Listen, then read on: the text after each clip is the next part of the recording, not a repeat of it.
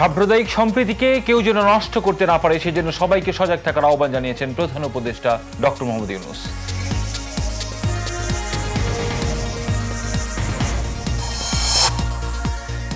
বর্তমান সংবিধানের অধীনে অনুষ্ঠিত কোনো নির্বাচনে অংশ নেবে না বলে ঘোষণা দিয়েছেন জাতীয় নাগরিক পার্টির কেন্দ্রীয় যুগ্ম মুখ্য সমন্বয়ক আব্দুল হান্নান মাসুদ।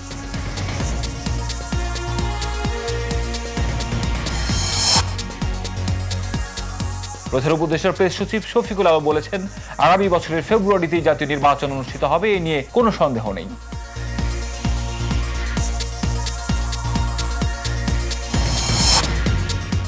সনাতন ধর্মাবলম্বীদের শ্রীকৃষ্ণের জন্মদিন আজ। রাজধানীতে জন্মাষ্টমীর শোভাযাত্রা উপলক্ষে শনিবার বিকেল ৩টা থেকে ৫টা পর্যন্ত বেশ কিছু সড়ক এড়িয়ে চলার অনুরোধ জানিয়েছে ডিএমপি।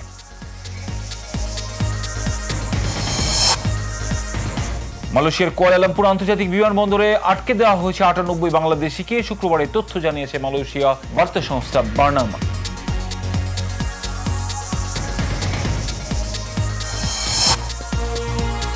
সুনামগঞ্জের দুয়াডা বাজারে ফুটবল খেলা নিয়ে দুই পক্ষের সংঘর্ষে ২ জন নিহত হয়েছেন। এছাড়া এ ঘটনায় আরো ৫ জন আহত হয়েছেন।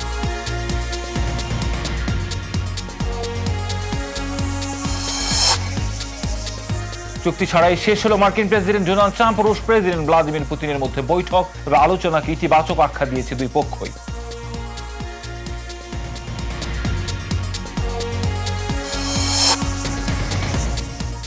জাতিসংঘের সংস্থা UNRWA জানিয়েছে, ফিলিস্তিনের গাজা উপত্যকায় বর্তমানে প্রায় প্রতি ৫ জন শিশুর মধ্যে ১ জন অপুষ্টিতে ভুগছে।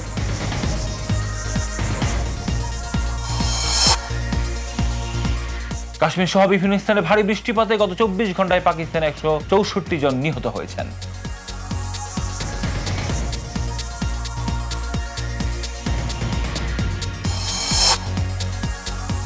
ইংলিশ প্রিমিয়ার লিগের নতুন মৌসুম শুরু হলো শুক্রবার। প্রথম ম্যাচে গত মৌসুমের চ্যাম্পিয়ন লিভারপুল বর্নমাউথকে ৪-২ গোলে হারিয়েছে।